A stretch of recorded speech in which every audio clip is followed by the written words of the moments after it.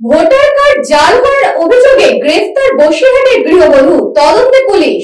এই খবরটি নিবেদন করছে স্বামী বিবেকানন্দ ইউনিভার্সিটি, আপনার সন্তানের স্বপ্নের ভবিষ্যৎ গড়ে তোলার একমাত্র সঠিক ঠিকানা। উত্তর 24 পরগনা জেলার বসিরহাট মহকুমার হারোয়া থানার কুলটি গ্রাম পঞ্চায়েতের রাধানগর গ্রামের ঘটনা।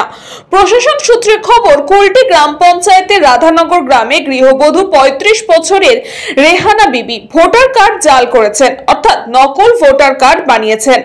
তারপর হারোয়া ব্লক প্রশাসনকে জানাতেই ব্লক প্রশাসনের পক্ষ থেকে হারোয়া থানায় একটি অভিযোগ দায়ের করা হয়।